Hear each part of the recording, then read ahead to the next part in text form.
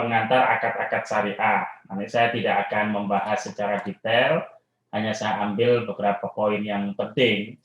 Yang pertama mengenai istilah ya. Ketika kita bicara akad, beberapa kali sudah saya sampaikan, terminologi yang tepat dalam konteks kesamaannya dengan hukum perdata adalah perjanjian, ya.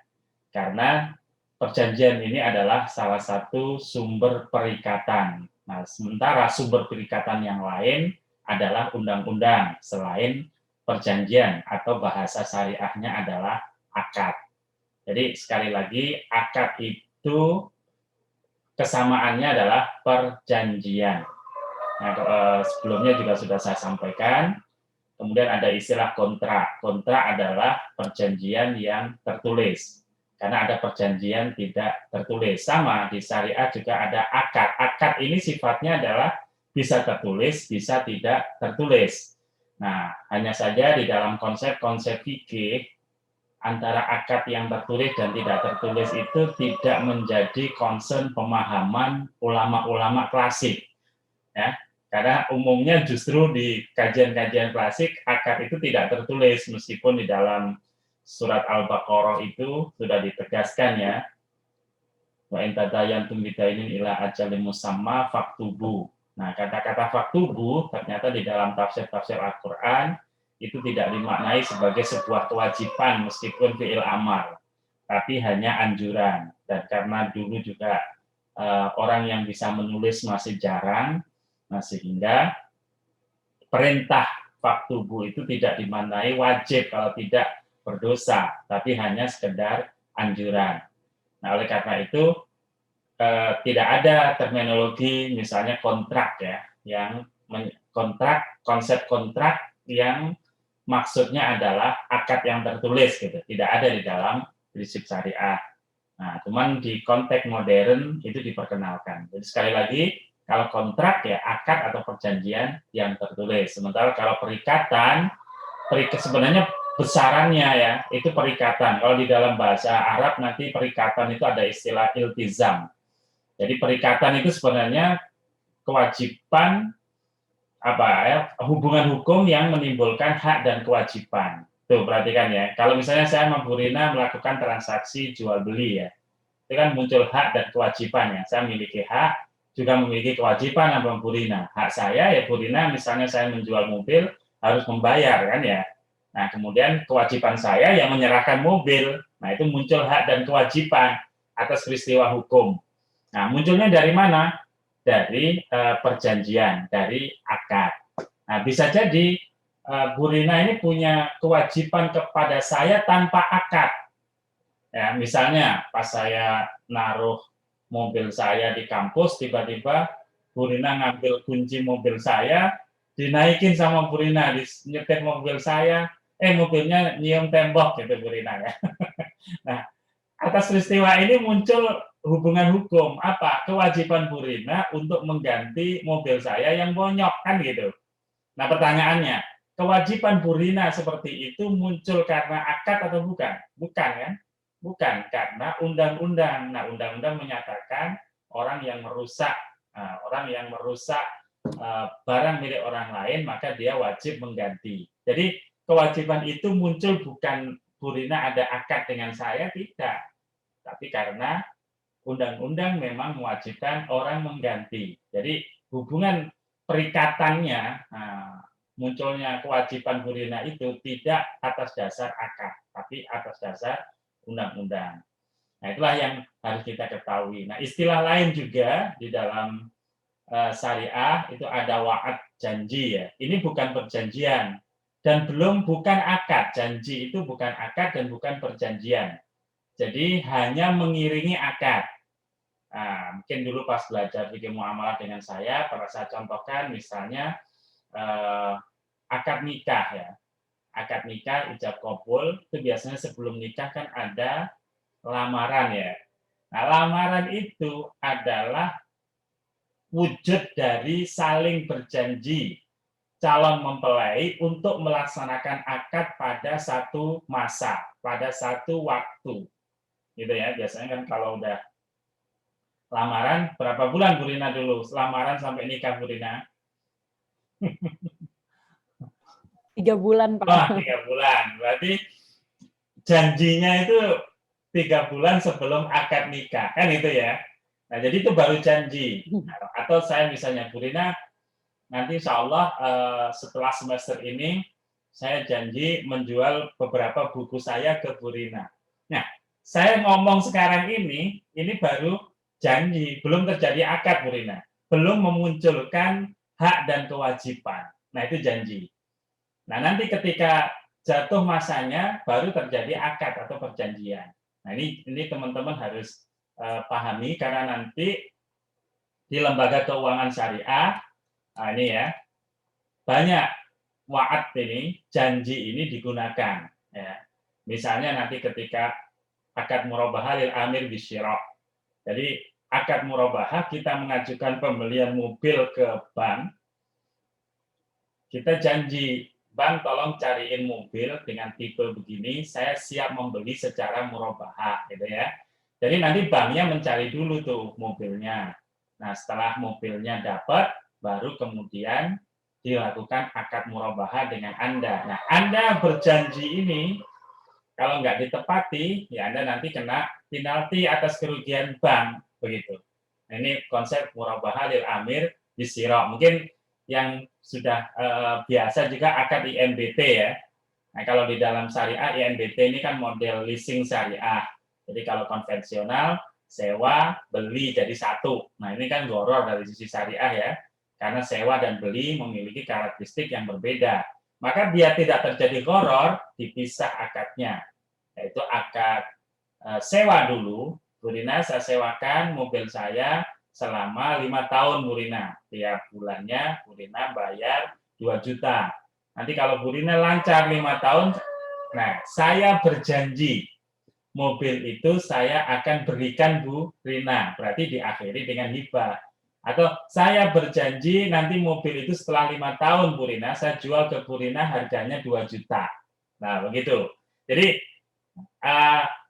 ijarah dulu, diiringi wa'ad, janji, baru jual beli. Sehingga antara akad ijarah dan akad jual beli atau hibah itu terpisah, dipisahkan oleh janji. Nah, janji itu bukan perjanjian. Nah, ya, tapi ya janji, belum ada akad. Nanti di lain fasilitas juga seperti itu. Bank berjanji, Bu Rina sebagai pengusaha selama misalnya 2 tahun dikasih plafon pembiayaan sekitar 5 miliar misalnya ya. Bu Rina tentu ngambilnya sesuai kebutuhan. Sesuai kebutuhan misalnya awalnya 100 juta, 500 juta, nah bertahap. Nah prosesnya kalau di syariah nanti awal akad itu belum akad tuh, itu baru MOU atau wa'ad untuk memberikan fasilitas. Nah, seperti itu. Itu nanti di produk lain fasilitas. Nah, nanti ada produk lindung nilai, hedging juga pakai janji, repo surat berharga syariah. Jadi menjual surat berharga syariah tapi nanti dibeli lagi. Nah, itu juga pakai janji. Kemudian di sukuk al-bai' wal istijar ya, menjual aset, jadi penerbit sukuk negara ya. Saya negara menjual asetnya kepada investor, nanti negara berjanji membeli kembali dan investor juga berjanji untuk menjual kembali. Nah, itu juga menggunakan wa'ad. Nah, wa'ad ini nanti di dalam syariah menurut fatwa DSN sifatnya mengikat meskipun ulama berbeda pendapat nih ya.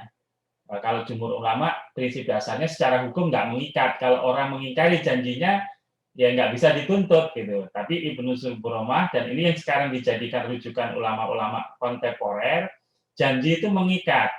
Dan Imam Malikiyah, Madzhab Malikiyah juga mengatakan janji itu mengikat ketika janji itu dikaitkan dengan suatu prestasi yang harus dilakukan orang yang menerima janji. Nah, maksudnya begini, kalau saya bilang, Bu Rina nanti minggu depan Bu Rina saya beri uang sekian ya. Nah, saya kan janji nih. Nah, tapi saya tidak mengaitkan dengan sesuatu yang harus dikerjakan Bu Rina. Nah, yang seperti ini seandainya minggu depan saya nggak jadi memberi uang ke Bu Rina, saya nggak bisa dituntut secara hukum, nggak mengikat Bu Rina. Gitu Imam Madzhab Maliki.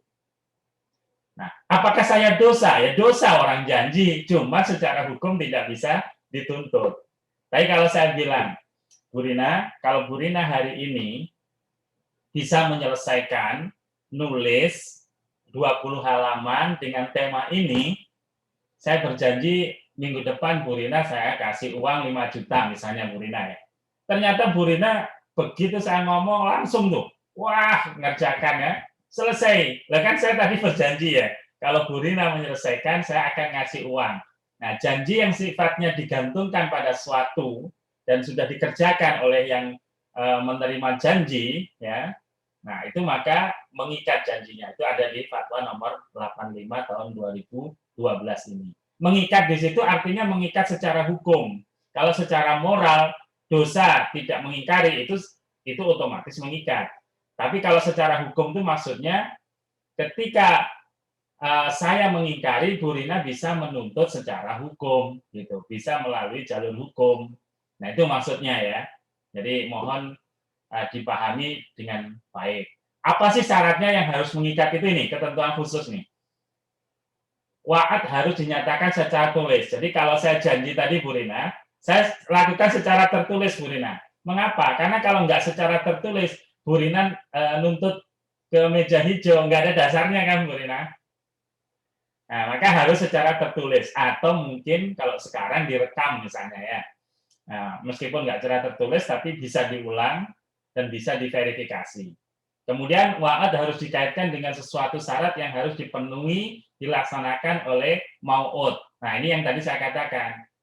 Dikaitkan dengan sesuatu dan sesuatu itu sudah dilaksanakan oleh Bu Rina. Kemudian mau'ud tidak bertentangan dengan syariah. Jadi nggak boleh Bu Rina kalau mampu minum minuman keras 2 botol, saya kasih uang untuk umroh, begitu Bu Rina. Nah, ini nggak boleh, mengapa? Karena sesuatu yang jadi mau objek, yang objek janji tadi ada sesuatu yang nggak boleh kan? Minum-minuman yang memabukkan kan nggak boleh. Nah, itu jadi nggak boleh dikaitkan dengan sesuatu yang bertentangan dengan prinsip syariah. Oke, saya kira itu mengenai istilah nih ya, istilah yang mohon adik-adik bisa memahami dengan baik. Nah, kalau syarat dan rukun, saya kira di fikih muamalah sudah. Ini juga sudah kita bahas ya, waktu belajar hukum perjanjian perdata. Kalau di perdata istilahnya unsur-unsur perjanjian atau unsur-unsur kontrak ya. Nah, kalau ini rukun dan syarat, sebenarnya secara substansi itu sama. Misalnya kalau di perdata, para pihak telah cakap hukum, gitu ya. Nah, cakap hukum itu ini berakal, dewasa, memiliki kewenangan kan. Ini adalah cakap hukum. Ada juga hal tertentu ya. Hal tertentu apa? Ini nih jelas dan tertentu. Jadi objek akad harus jelas dan tertentu. Nah, kemudian adanya objek yang halal ya. Nah, kan ada itu ya persyaratan ya, objek yang halal. Maksudnya objek yang halal itu apa? Kalau di sini sah menurut hukum Islam. Nah, kalau di perdata kan selain pada norma-norma agama, bisa norma kesusilaan, termasuk dengan undang-undang yang kebiasaan setempat. Itu nggak boleh bertentangan. Nah, kemudian ada kesepakatan. Nah, kesepakatan ya ijab kabul, begitu ya. Jadi sebenarnya makanya kalau kita mau jujur berpikir secara substantif, bukan berpikir secara tekstual, antara rukun dan syarat yang ada di fikih, ada di syariah ini, itu tidak jauh berbeda dengan yang ada di perdata. Jadi semua yang ada di sini sudah ditentukan. Nah, yang boleh jadi berbeda hanya ini aja, sah menurut hukum Islam, gitu ya.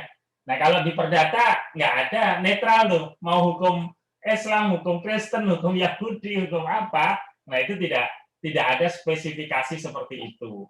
Akan tetapi di hukum perdata membuka kebebasan berkontrak 1338 itu, sehingga orang dengan kesepakatannya bisa menundukkan diri pada hukum syariah, begitu. Nah, ini yang menariknya ya, di hukum perdata itu memberikan ruang orang untuk berbeda dengan beberapa prinsip perdata karena prinsip kebebasan berkontrak. makanya minggu lalu juga sudah saya sampaikan, ada kemungkinan nanti di dalam kontrak itu para pihak menyepakati untuk menyimpangi beberapa pasal gitu ya. Nah, oleh karena itu ada pendapat ahli hukum yang membolehkan hal itu karena atas dasar prinsip kebebasan berkontrak. Meskipun ada ahli hukum juga yang nggak sepakat. Ini kan undang-undang, masa undang-undang yang sifatnya mengatur ya kok disimpangi. Jadi itu ada perbedaan. Tapi dalam praktek memang dilakukan penyimpangan karena kalau tidak, misalnya proses pembatalan akad harus melalui pengadilan. Nah, itu kan lama sekali kalau bisnis retail gitu ya, setiap membatalkan akad harus ke pengadilan dulu. Nanti prosesnya berapa lama itu Bu Rina ya? Bisnis nggak jalan-jalan nanti. Nah itulah menurut saya sehingga kita harus paham nih kedua konsep ini. Nah, apakah ketentuan kan ada yang di dalam perdata itu bisa dibatalkan dan batal demi hukum. Nah ini di dalam syariat tidak ada terminologi itu. Jadi kalau nggak memenuhi syarat dan rukun otomatis batal begitu. Nah kalau yang menariknya di perdata itu dibedakan ya. Kalau yang dilanggar itu adalah kesepakatan dan kecakapan para pihak itu bisa dibatalkan. Artinya kalau para pihak menerima ya akad sih jalan terus. Tapi kalau menyangkut objek ya tertentu kemudian objek halal nggak terpenuhi, maka akibat hukumnya adalah batal demi hukum. Nah, sementara di dalam syariah ini tidak mengenal dua kategorisasi itu, dua pengelompokan akibat hukum itu. Nah, itu yang membedakan ya, biar nanti adik-adik memahami. Nah, bagaimana di Indonesia? Di Indonesia ya kita mengkombinasikan. Nah, itu ya kalau dalam perspektif syariah, pengkategorisasian itu adalah bagian dari istihad ya, istihad ulama perdata barat gitu ya. Istihad ulama dan tidak bertentangan sebenarnya. Karena kalau terkait orang, ini kan orangnya masih ada gitu ya. Mengapa kemudian bisa dibatalkan? Loh, kalau orangnya setuju ya nggak masalah. Karena orangnya masih ada, bisa dimintai persetujuan. Tapi kalau kemudian misalnya Bu Rina waktu masih kecil punya rumah, saya bilang, Bu Rina, ini permen enak, Bu Rina saya kasih Bu Rina nih, Rina, nah, yang masih kecil kan, Rina nih, mau permen nggak nih? Saya kasih 2 box permen, seneng kan Bu Rina? Habis itu saya bilang, Bu Rina, itu rumah Rina itu yang dari orang tua, boleh nggak saya beli? Boleh, karena nggak ngerti kan. Karena waktu kecil kan nggak ngerti. Nah, begitu Bu Rina udah dewasa seperti ini, inget tuh, wah ini dulu rumah dari ibu saya loh, dari orang tua saya. Nah, ternyata saya jual ke Pak Azhar dengan harga murah, saya dulu dikasih permen. Nah, kemudian nggak terima ya, mempermasalahkan. Wah, saya dalam kondisi yang tidak cakap, dan saya masih kecil. Nah, ini dimungkinkan diminta batalkan. Ini itu dalam hukum perdata. Oke ya. Nah, kalau macam-macam akad, saya kira adik-adik sudah paham ya, bahwa di dalam fikih muamalah itu ada akad kategori jual beli ya, ada jual beli biasa, ada jual beli murabahah ya, jual beli yang menyatakan modalnya, ada jual beli pesanan, ada macamnya salam, ada istisna. Yang membedakan kalau istisna yang menerima pesanan adalah yang membuat produk itu sendiri dan memang keterampilan dia di situ. Kalau salam ya bisa jadi Bu Rina saya pesen dong baju, Bu Rina cariin ke Tanah Abang bukan bikin sendiri. Nah itu salam. Kalau Bu Rina memang tukang bikin, saya pesen jas, Bu Rina sendiri yang bikin jas. Nah, itu masuk kategori istisna. Kemudian cara bayarnya, kalau salam di awal harus lunas. Kalau istisna bisa di awal, bisa dicicil, bisa di akhir. Ya. Kemudian ada sorof, ini insya Allah masih ingat ya, jual beli mata uang. Bisa mata uang sejenis rupiah dengan rupiah, bisa mata uang yang berbeda jenis. Nah, kemudian ada akad ijarah. Nah, ada ijarah itu sewa. Nah, sewa itu bisa sewa barang, bisa sewa jasa. Jadi kalau saya nyewa rumah, saya nyewa buku, saya nyewa pakaian, saya nyewa mobil, itu ijarah aset. Nah, ini fatwanya ya, yang di bawah ini fatwa di SN ya, nomor 9 tahun 2000, nomor 112 tahun 2017. Kemudian ada ijarah jasa. Nah, ijarah jasa ini nyewa jasa seseorang. Misalnya Bu Rina konsultan ya keuangan. Kemudian saya karena punya uang nggak ngerti tentang investasi, saya konsultasi ke Bu Rina. Nah, berapa Bu Rina sejamnya? Kata Bu Rina, cukup Pak Azhar 10 juta per jam misalnya. Nah, berarti di situ saya menyewa jasa Bu Rina untuk konsultasi. Ya, saya misalnya sekarang sama Bu Rina ini disewa oleh UIN untuk ngajar kan tuh Bu Rina ya. Jadi itu ijaroh jasa. Maka nanti ada produk ijaroh jasa atau ijaroh multi jasa di lembaga keuangan syariah. Berarti objeknya jasanya bukan jasa barang, bukan apa manfaat barang, tapi manfaat jasa seseorang ya. Nah begitu. Jadi kemudian ada IMBT tadi yang saya jelaskan, leasing syariah, ada juga jualah. Apa yang jualah? Jualah itu jasa juga. Cuman apakah akan mendapat ujroh atau jual istilahnya atau tidak itu tergantung prestasi. Ya, jadi misalnya Bu Rina tolong ya ajari anak saya matematik. Nanti setiap bulan saya bayar 2 juta. Bu Rina siap gitu ya. Nah, ini berarti ijaroh nih. Nah, ternyata 2 bulan diajar Bu Rina, anak saya nggak ngerti juga, ya tetap saya harus bayar Bu Rina gitu loh. Nah kalau jualan berarti gini, Bu Rina ini ada waktu 2 bulan nih, nah, anak saya mau persiapan ujian akhir. Bu Rina kalau nanti anak saya bisa mendapatkan nilai minimal 7, saya akan kasih Bu Rina uang 5 juta gitu ya. Kalau tidak, Bu Rina nggak dapat apa-apa, nah itu jualah tuh. Nah sekarang kan banyak tuh orang untuk memasarkan produk ya. Ya kalau nggak laku ya nggak dapat apa-apa, tapi kalau laku dapat komisi. Nah komisi itu sebenarnya jual ya, ujroh untuk jualah, fee untuk jualan. Gitu. Nah yang bagi hasil, nah, saya kira juga udah paham ya, ada sirka, mudoroba, musyarakah, mutanakisah. Kalau yang di bawah ini cara membacanya ya, akad ini di bank, nah tiga-tiganya saat ini ya, asuransi, ya gitu cara bacanya. Di pasar modal saat ini adanya ini. Kalau di luar negeri boleh jadi yang atas ada, atau di Indonesia belum ada. Nah begitu cara membacanya tabel ini. Jadi yang saat ini existing. Ini Bu Rina, materi ini saya pakai ngajar calon pegawai OJK ya, yang belajar aspek-aspek syariah dasar. Jadi ini levelnya udah jadi pegawai OJK ini Bu Rina ya. Jadi ada saya kasih materi untuk calon pengajar, calon pegawai OJK. Oke. Kemudian akad tabaruk, ini akad yang sifatnya sosial, nanti mohon detailnya dibuka lagi bikin muamalatnya ya. Ada qad, ada rohen, kafalah, hawalah. Qad itu utang piutang. Nah, ketika orang ngasih utang biasanya minta jaminan. Ya, misalnya Maulana Pasar saya utang dong 5 juta untuk beli untuk bayar SPP. Kemudian saya bilang, Maulana punya motor nggak? Punya. Untuk apa Pasar? Untuk jaminan. Itu rohen ya. Nah, rohen. Maka nanti kalau nggak bisa ya saya eksekusi tuh jaminannya kan. Itu rohen namanya. Nah kalau saya tanya, punya motor nggak Maulana untuk jaminan? Enggak. Rohen punya nggak? Enggak.